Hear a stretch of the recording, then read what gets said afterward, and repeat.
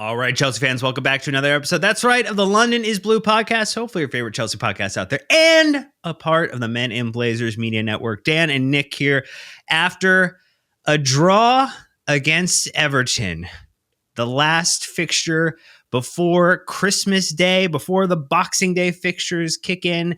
And boy, oh boy, it was a drab and dull affair in the final trip to Goodison away. Good fucking riddance to that one, Nick. We are ready to talk about a couple of things. You know, some people are calling it a Dyche masterclass. They're calling it one of the best refereed games of the entire season in the Premier League. Maybe just speaking a little out of turn there. Nobody's saying those two things about this game. No. I don't think those two things are on the table for today's discussion. Yeah, last game at Goodison, thank God, and windy, rainy. They showed that like the shot of the lights and all the like swirling rain that was happening because of the wind. Like it was just dramatically bad conditions, and it made for a very, very bad football game to watch. Yeah, not surprising considering all of the trauma, the PTSD that Chelsea supporters may have from recent trips to Goodison. You might feel like a point away is a good way and potentially the proper way to send off that stadium. We're going to talk a little bit about just the result in total. How do we feel about it on the balance, particularly considering that Chelsea had been winning consecutive matches back to back before this. I think Nick and I have a little bit of a different opinion on that, so I think that'll be a good conversation. We'll also jump into Maresca's maybe miscues in terms of management in this game that maybe we could start to pick into a little bit as we hope to set the stage for improvement in 2025. And then I think there are some very positive individual performances on the day. We're looking at you, Bob Sanchez. We're looking at you, Tosin, to give some recognition, some really strong performances. But before we do that, as always, we got a couple through our match reviews. I'm going to let you react to a couple that I pulled out, Nick. So FTC TK with really hate Everton. I thought that was one that you could agree with. Sure. You had Mike from RI with the really miss Cuckoo. I think that was a very common theme for this one. Mm-hmm. I'll give you one that KT Cat had. Yay, clean sheet, question mark? Sure. Okay. I figured you would enjoy that. There were a couple with like what title race? That was a couple ones. I feel like you would enjoy that one a lot. That's where I'm at. And then I thought you would enjoy this one to round it out. All these coming from Discord. Spanish Joe with the toffee bitterness. And they left the third word out because they said Everton doesn't deserve 3 words. Yeah, that much I agree with. Yeah, 2 is plenty for them. Almost too much, you could say.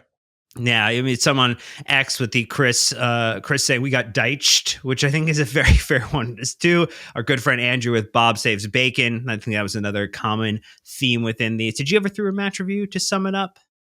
Yeah, I think in the spirit of the season and because of his ridiculous antics, this was Tarkovsky's Nutcracker Ball. He was dancing, he was shithousing, and only had a yellow. I was shocked that this game ended 11-11 with the way that it was playing. But yeah, there was a lot of antics from old James, who is not a good defender anymore, but he can sure put on a show. Yeah, goodbye, bad bye, Goodison, I think is the way that I would frame it. It's it is a goodbye in the sense that we're happy to not go there again. It was bad in terms of the results, but at the end of the day, not having to play in that ground again, very, very positive moment for Chelsea supporters. We're going to get into all of our match commentary here. But Nick, I think you wanted to share the exciting news that I think 7 people are going to be joining us on our trip to London coming up here that we announced just last week.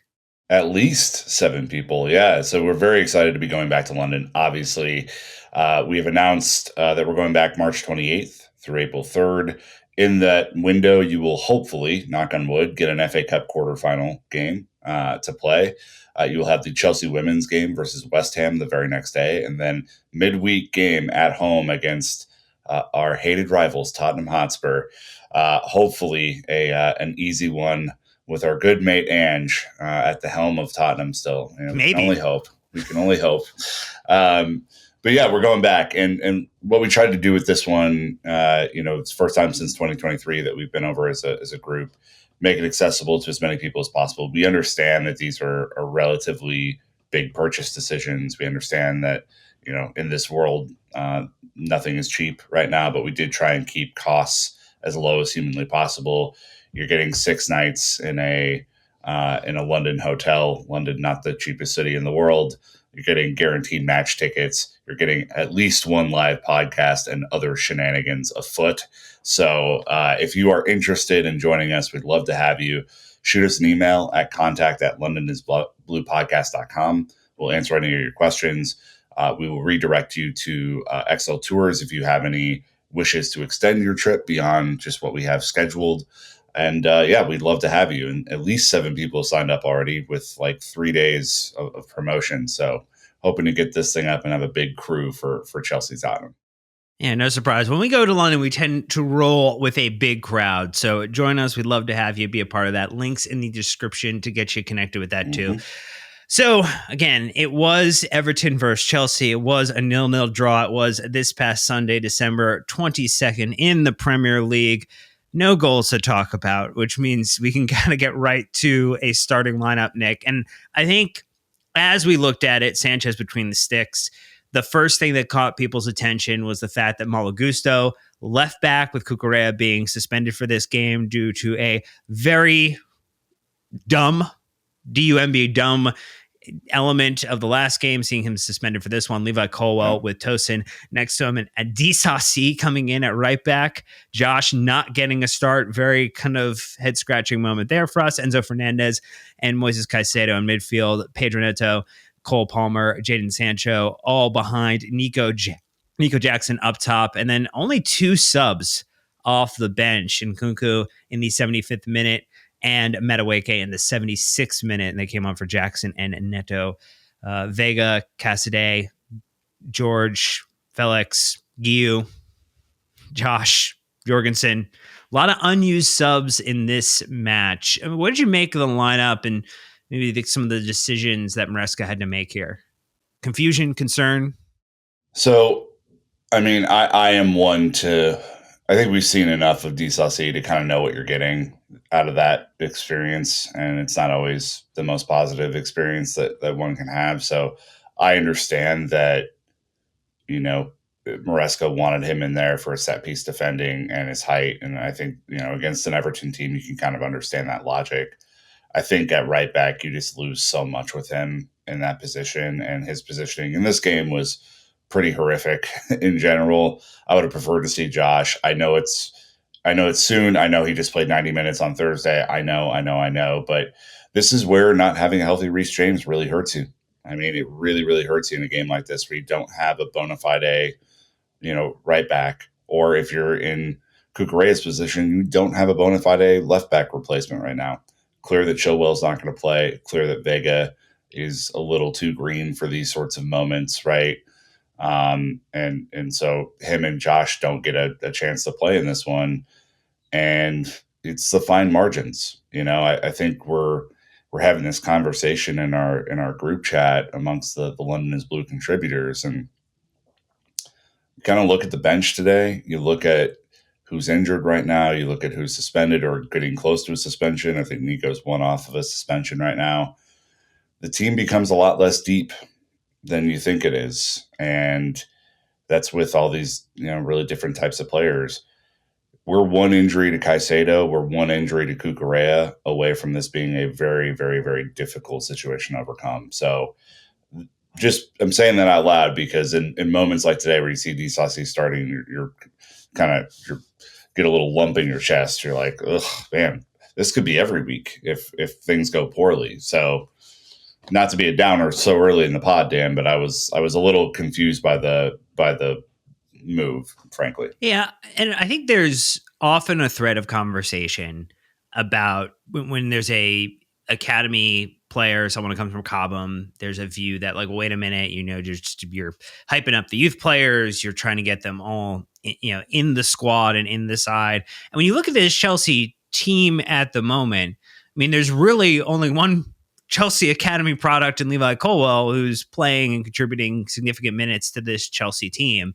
And so we're not saying replace every starting player on the lineup with someone who's come up and grown up in the Chelsea Academy. We're just saying, hey, would it have been better potentially to ride out with Josh versus Axel and give him an opportunity potentially to show his capabilities at this level?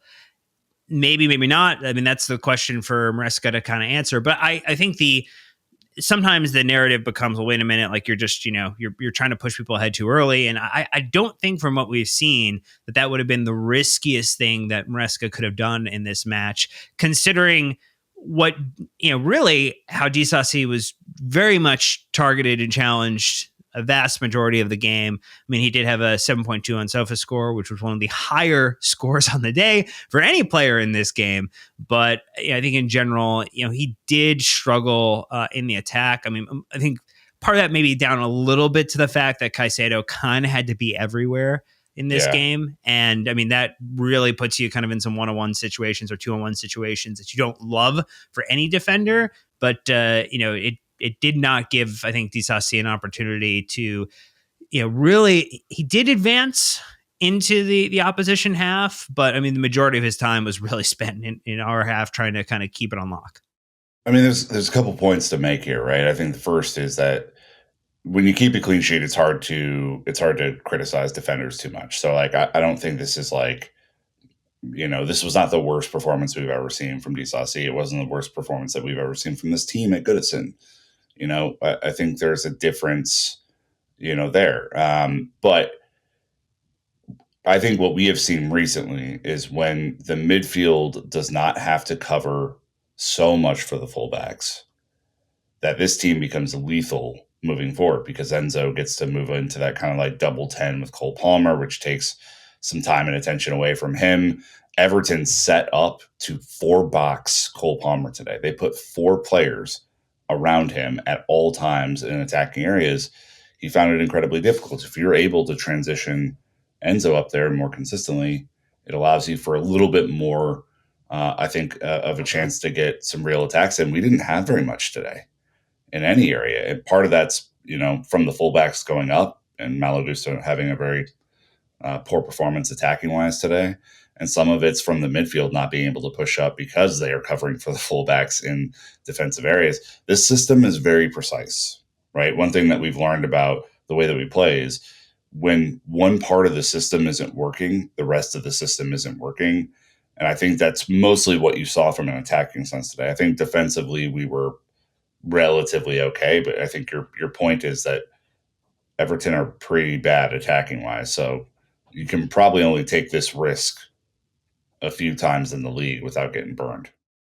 Yeah, when you look at some of those top line stats, so the expected goals for Everton, 0.39 to the 0.77 for Chelsea. 2 big chances for Everton, 3 for Chelsea. 5 total shots from the Toffees to our 12. 4 goalkeeper saves apiece. They had 2 corner kicks to our 5. They had 20 fouls to our 12. They actually had 4 yellow cards to our 1. Could have been way more. And when you kind of look at some of the just shots on target, shots, we hit the woodwork once. We had 3 shots off target to their 0. We had 4 of our shots being blocked, 6 of them coming from inside the box, 6 from outside the box. In general, sometimes probably enough to get it done on the day for Chelsea in terms of what could have happened. I think very limited threat outside of 1 or 2, maybe big moments or the big chances that we kind of talk about or we see in the stats. Any shithouse moment of the match from you? Oh yeah. I feel like you got a list. This is the thing with Disasi is like he's good for a shithouse moment, and him and Tarkowski on that play where Tarkowski gets called for diving, and then Disasi like gets up and like barely nudges him. And then Tarkowski goes after him and I think quickly realizes that Disasi is not the guy in the team that you want to be doing that to. Like he's probably the hardest guy in that team today. Like Disasi is not to be trifled with. You can question his positioning, his attacking, his defending at times.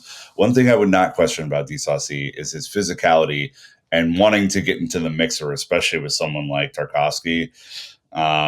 I think he's very, very useful in situations like this. And I think you would have seen Tarkowski go after a lot of other players in the team with more vigor than he did against someone like Axel Disasi, who was not going to suffer him as a fool for very long in this one.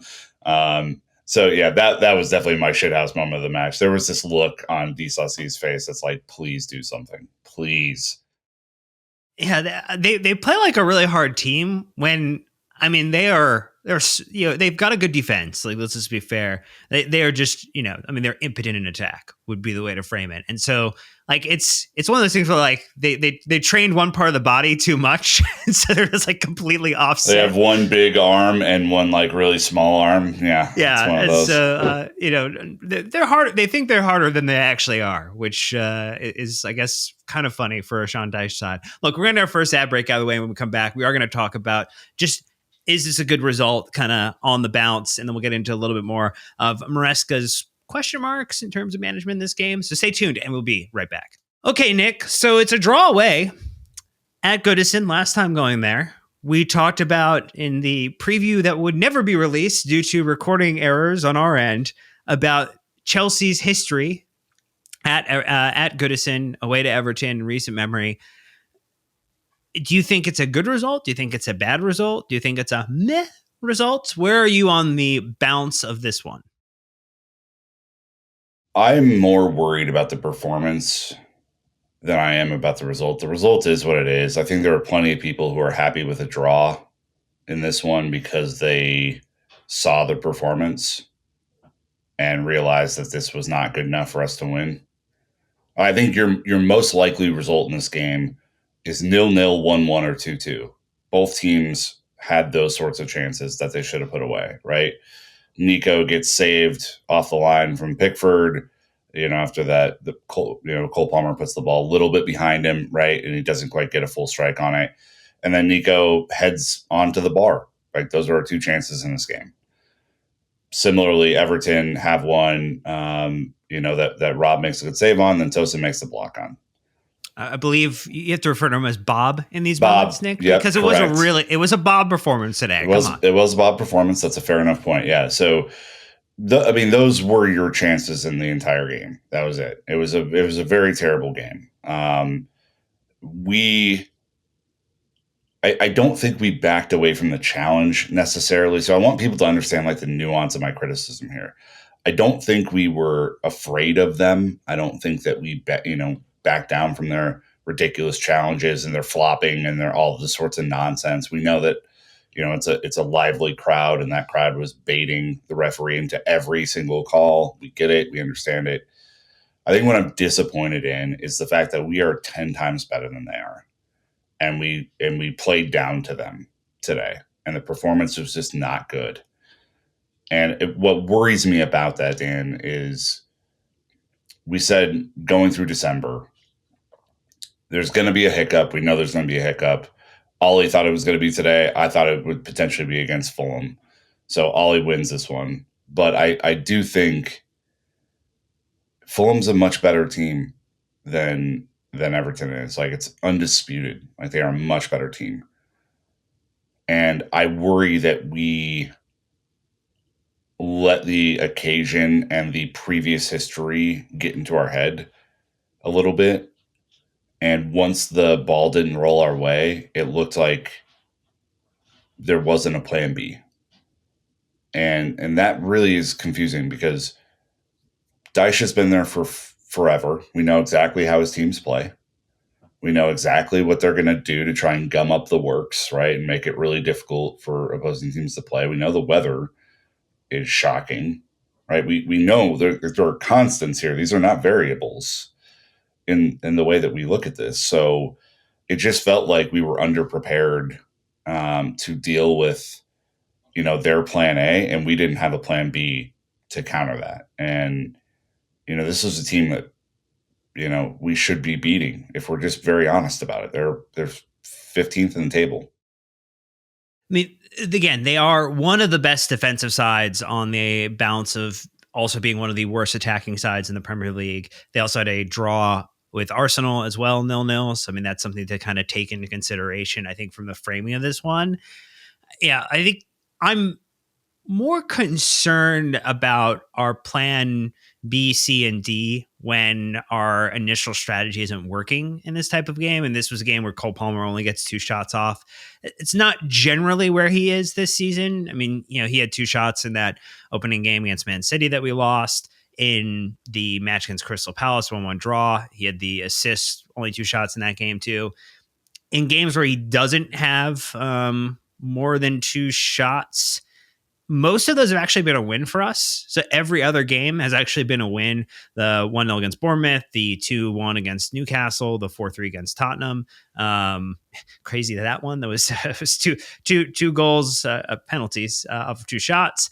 And then the 2-1 win against Leicester City and the 3-0 win against West Ham. So in general, like when he has low output, Chelsea can usually still get something done with the accumulation of our other attackers, whether that be Madueke on the day or Nico Jackson. And this is, I feel like, one of the days where like everybody in attack fell absolutely flat in their ability to create other opportunities, create space for each other. I mean, I think Jadon Sancho might have been the wrong decision on the left-hand side for this game. I mean, with the way that he was maybe kind of holding up at times, that allowed 1 or 2 other players in an Everton team that was not super assertive, that was not looking to try to play multiple players forward into our half to break things. It was really relying upon 1 or 2 people breaking out to create space.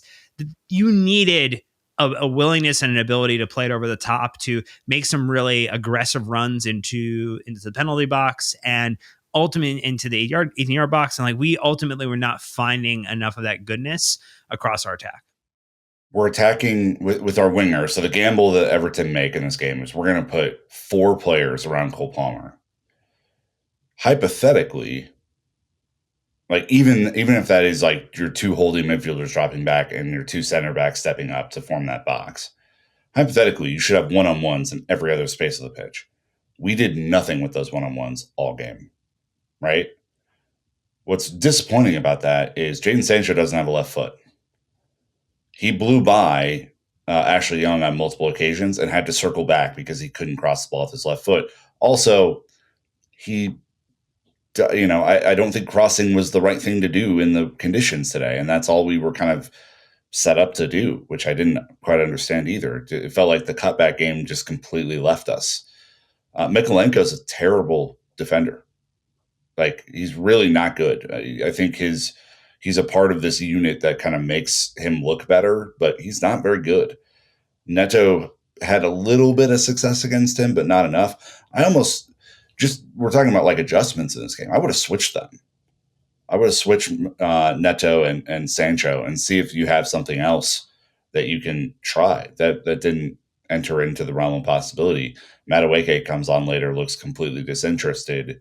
Nkunku barely touches the ball in his substitute appearance because there's nothing kind of through the middle in this game because Enzo and Caicedo are having to help back on the fullback so much. Like, there was no plan B to really get this rolling. And I do think, Dan, that this is I call out Caicedo and Cucurella as kind of like the 2 players that you can't afford to miss, right? But Lavia not being a part of this game was a big miss for us. And it brings up huge questions about if we're not able to have him and Caicedo, which is a much more solid defensive pairing, and getting Enzo to do the things that recently Enzo's been doing, which has been great, and pushing up field and arriving late in the box, all that sort of stuff. We were begging for that today. Like, we were begging for Enzo to slot in and have that extra space and be able to make that late run because they were so focused on Cole the entire game. They were so focused on that. Space was open. That's what drives you nuts about a game like this. Yeah, this is a revert back a little bit to what we had seen earlier in the season from Enzo Fernandez in terms of having to play more time in our half than in the opposition half. And what we had seen the last couple of weeks is his ability to play a little bit further forward. He did have a couple of moments in this match. I mean, he ended up with 2 shots on the day. He was SoFar Scores player of the match with an 8.0. So he was graded a much higher than many other players on the day. 8 out of 11 of his ground duels won. 3 out of 3 on his dribbles. So he was a little bit better in terms of kind of keeping and maintaining the ball. I do like the thought on Neto potentially on the left-hand side, potentially starting the game with Madueke on the right-hand side would have been, I think, a little interesting, though when he came on, it was not the best kind of out-and-out sub-performance that we've seen from him in kind of any recent memory. I mean, Maresca's comment after the game saying you have to learn to deal to play with different types of games, long balls, second balls, set channels, set pieces. Football is not only how good we play in the ball, it's also how well you defend and how well you deal with that. The last line is going to irk you. I'm just going to prep you for what the last line is. If you haven't seen it, don't be surprised. He said, "I'm very proud today." I mean, I don't blame him for saying that. What's frustrating, I think, about his analysis though, is like, where were you to help the team win these different types of games? Like if I were Maresca, I would come out and say, I think for whatever reason, I didn't make the right choices today. And I think and I don't blame the team because I think the effort was there, but I didn't make the right choices. I didn't get it right today. That's what I would have said. Because I don't think you can look at the performance, especially compared to previous performances that we've had, which have been really good, and go, wow, that was just on the same level. We were just unlucky. We were not unlucky today. In fact, we might have been a little lucky, to be candid. Like, there are, there are ways that you can attack this team if you're the opposition that Everton did. And they sat back and they played on the counter, and they had a few opportunities, and on a different day they could have scored and won the game. It's a possibility. I think the other thing that we don't have, I think, to his point about the long balls and the second balls and all that sort of stuff, we don't really have that big lump up top to feed those kind of route one balls into to control the ball. Like Jackson does a good job for his frame, but he's not, against Braithwaite and the like he's just not that big of a guy. It's tough. I think the other thing with that, though, on a day where the weather was as inhospitable as it possibly could be, both within Miserable. The winds, the rains, as Ali, our good friend Ali put it, England, baby. It was very much a poster card day. Come join us in late March. Definitely will be a little bit better from a weather perspective. Fingers crossed. So, yeah. I mean, that was hitting the ball long and over the top, I think was not necessarily going to produce all of the best end outcomes on this day. Though, like, there was the one in the 70 something minute where Caicedo hit it over the top and it actually ended up in Pickford's hands. And I guarantee you, if he had lobbed it just a little higher, Pickford misses that. It goes in the back for the most hilarious distance goal that he has scored since the last one. I'm really of the mind, maybe kind of talking and shifting a little bit to the conversation around Maresca in this one. It did feel like, if I had two kind of primary criticisms, some of it's like square peg, round hole situations where, he's trying to get Gusto to do the inverted roll in the way that Cucurella does. It doesn't seem to be working the way that you would want.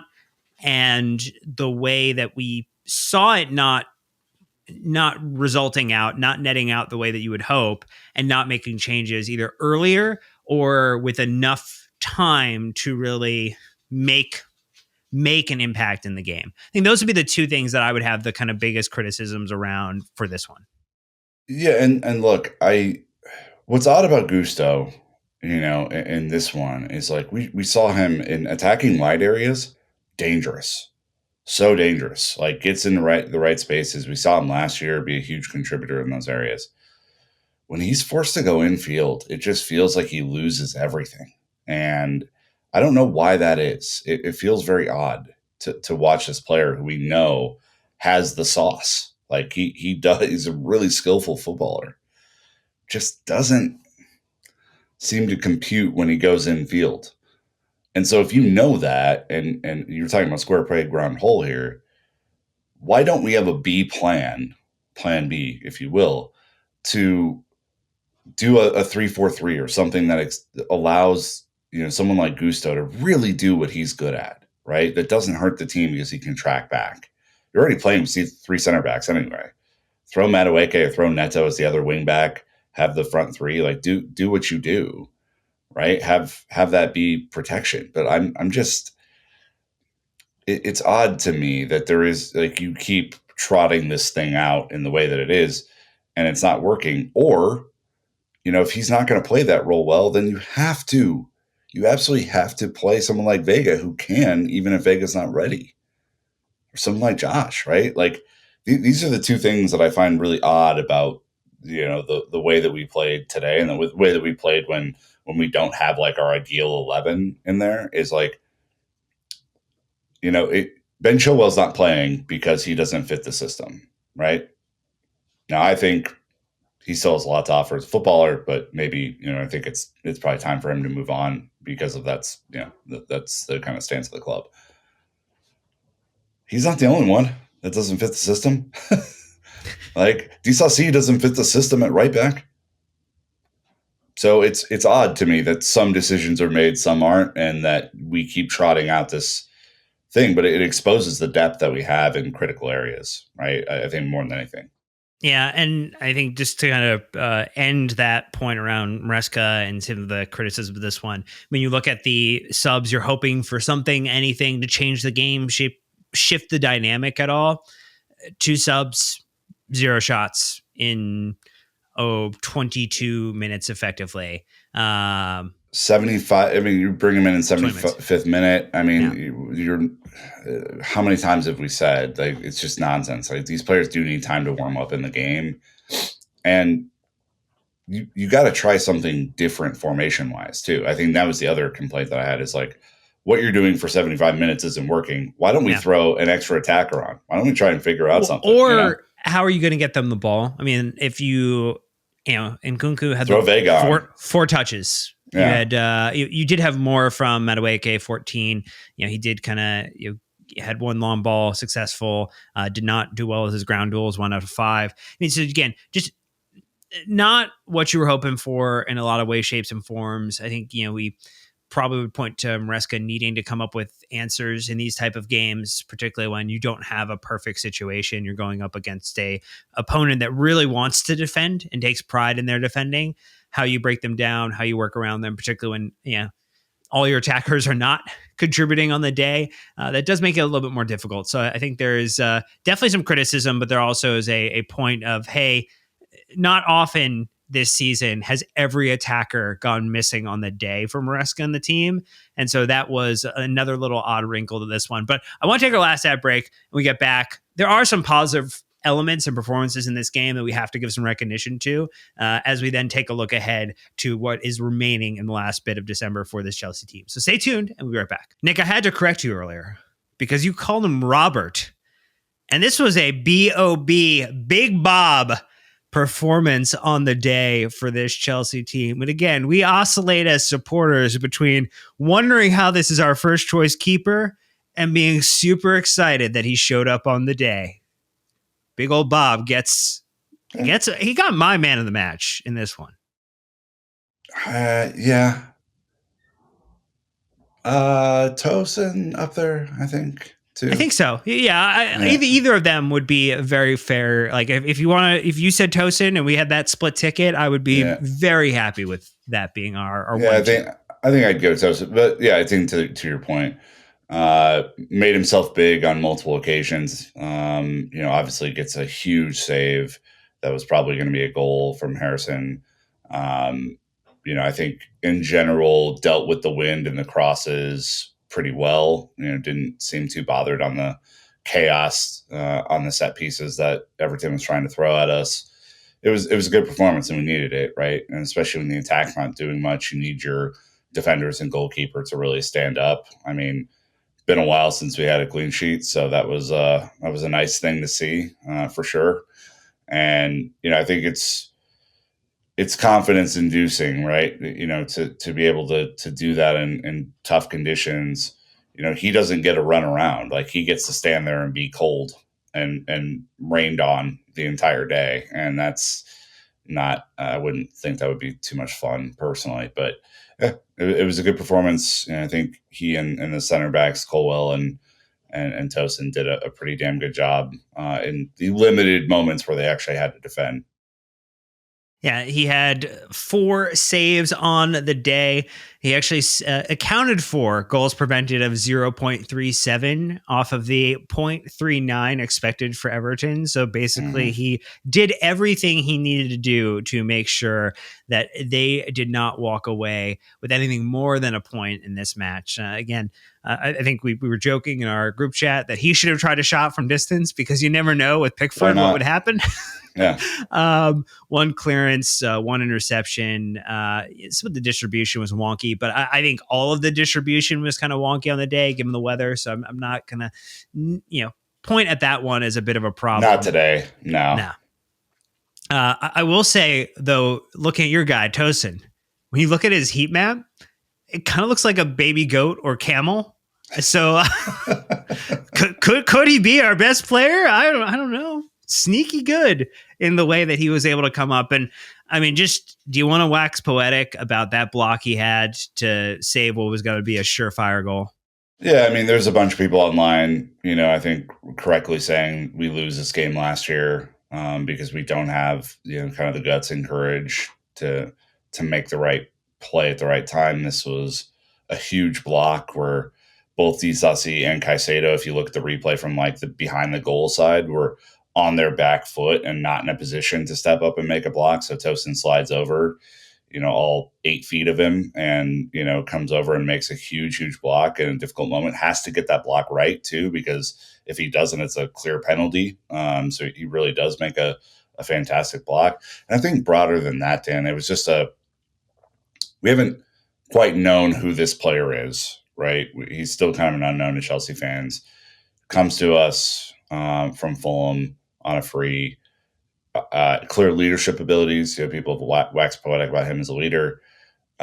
Football ability to this point has been kind of off and on, but I think in a shithouse game like this, a big player like him, someone who's not going to be easily moved out of position, easily moved off the ball, good on set pieces, that sort of vibe, is critical. And I think this is one where, I think maybe wouldn't have been Badiashile or Fofana's like easiest day as a center back pairing. So maybe this was like in the NFL, we'd call them big uglies. We needed our big uglies at center back today, and guys who can get in there and fight and grind and not take shit from anyone. I think that's a pretty good performance from both of them. I think Tosin was slightly better than Levi, but they were right there. They're neck and neck.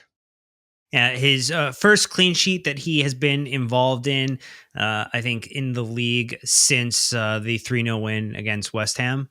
So that's a nice little nod there. I mean, when you look at just two interesting things, he's actually the second oldest player in this Chelsea side behind Bettinelli.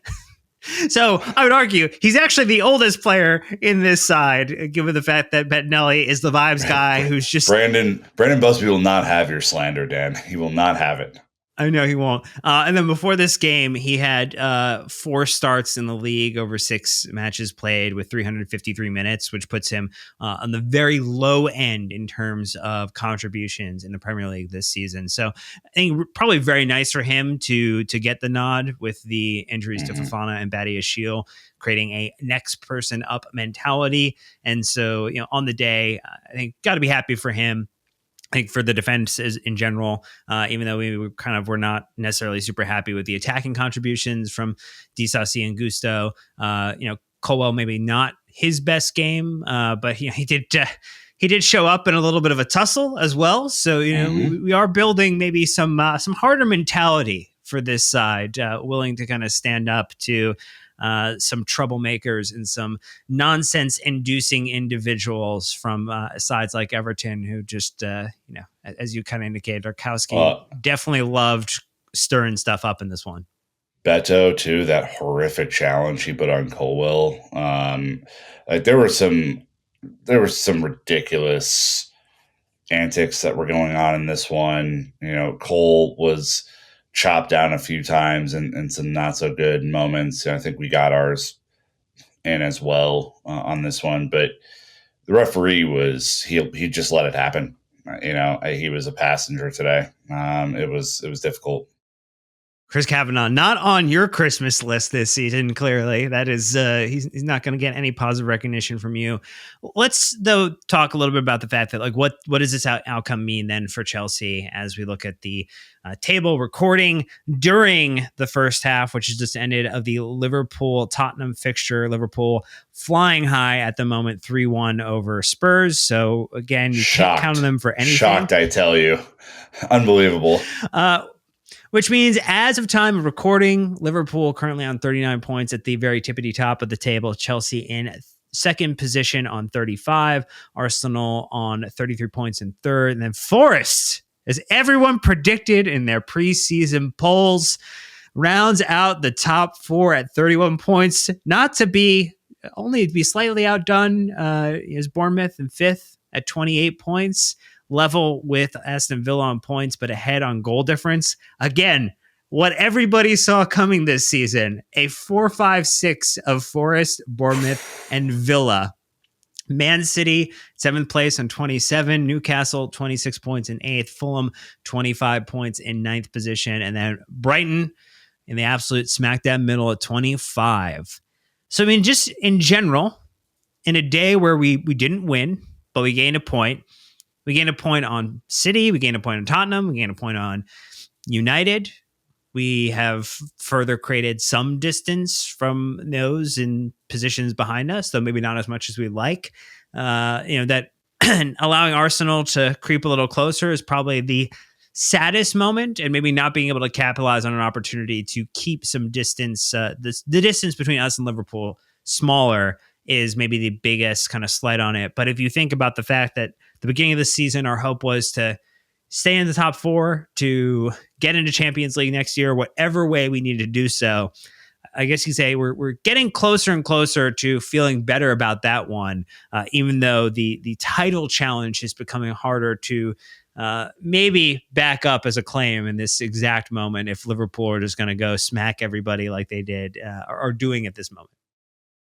Some of us never really got into that conversation, Dan, which is gratifying for some. We're not halfway through the season yet. I can't emphasize that enough. We're very close. We will be by the end of the month. We're getting there, but we're not there. And I think Fulham and Ipswich coming up to end the year, like that has to be your focus now. They're both winnable games. Obviously, Ipswich got absolutely clapped the other day. Fulham drawing at home to Southampton after a string of pretty good results. You have to go win these two games.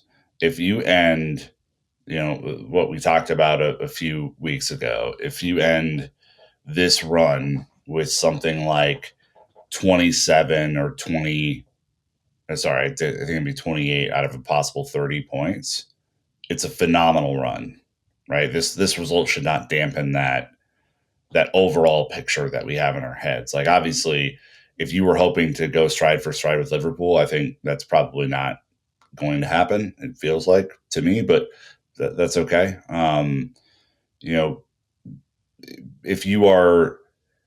If you're happy with this result and you think that we're a title challenger, I think those things are kind of cognitively dissonant. So that I think I have a bunch of people in my mentions on Twitter saying, no, it was a great result and we're going to challenge for the title. It's like, no, you would win this game if you were going to do that. So I think the broader point is, like, just control the controllables, beat the teams you're supposed to beat, especially at home, right? Fulham coming up is a really, really important fixture for us.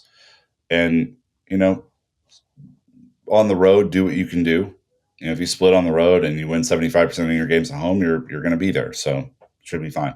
The important thing to consider is actually Chelsea have taken less points at home than they have away this season, mean, so Chelsea are currently, if you look at the home just fixture table, are six in that on 15 points, plus 5 goal difference, a result of 4-3-1, 4 wins, 3 draws, 1 loss. When you flip it to away, we're actually equal, if not better, than Liverpool from an away fixture perspective. 6-2-1 with a plus 13 goal difference. So, like, actually feel better about the Ipswich game than maybe the Fulham game. And I think this is also like incumbent upon the team, heading into the end of this year, heading into the midway point of this season. How do you continue to build better performances at home, particularly in a local derby, against Fulham? Like, that is going to be very, very critical. And, especially post-Christmas Boxing Day fixture, there's going to be a lot of energy, a lot of excitement for that. And so it'll be incumbent upon the team to get it done. Obviously, getting Cucurella back in the lineup will be fantastic. An opportunity for players like Nico Jackson to show up and deliver on that one after maybe feeling like he got unlucky with the, again, harder to probably hit that post than to actually get it into a goal past Jordan Pickford. But I mean, again, you have to look at the fact that if we were talking about this is where we were in the summer, we would be very happy with where Chelsea are right now. And so don't let the results, even though as we're maybe critical about the results or some of the performances, that, don't let that take away from the fact that actually being a Chelsea fan right now feels way, way, way better than being a fan about, 18 other Premier League teams. I think only Liverpool fans probably feel better than Chelsea right now. Yeah, actually, Forest fans might feel pretty good too. Yeah. They're over the moon. I think there's a difference with being disappointed in the performance and being disappointed in like the overall trajectory. Like, I'm not disappointed in the overall trajectory. It's good. Like, a draw is not the end of the world from a result standpoint. But I want the performance to be better. And I want the performance to be better, especially when we come up against these shithouse teams that we know how they're going to play. We know that they're going to be out to frustrate us. We know, the antics and the silliness that will happen. We know that the weather is not always going to be good in England. So we don't play in Mallorca, man. I wish we did. It'd be a hell of a lot more fun. But, we play in cold, wet, rain, snow, wind. So, if plan A isn't working, I want to see Maresca get to a plan B much more quickly and have this team, kind of just engage that much more quickly when a change does happen. If we realize first 20, 30 minutes, plan A, not going to work today, for whatever reason, get to plan B, make that change, get through it. Because it small margins like that really do matter if you consider yourself one of the elite teams. That's how elite teams win more often than they draw or lose. Well, then we're clipping that and sending it to Maresca as a little bit of a Christmas gift from us to him to get it done. He loves the pod, Dan. I mean, come on. He's a frequent listener. We know that. I mean, he just pays attention for all the tactics and maybe he's the one person leaving the notes on the comments on Spotify that I infrequently respond to. Look, that's going to do it for this episode, but we do have our holiday mailbag dropping on the 24th. So if you're looking for something to keep you occupied as you're heading to or visiting friends and family, or maybe just getting through your day to day, we've got something for you as a Christmas Eve special. And then we will be back after that for the Fulham match review. So plenty of content coming your way over this holiday season. We are not disappearing just because it's the holidays. So we will be back with you very, very shortly. But until next time, Chelsea fans, you know what to do. Keep the blue flag flying high.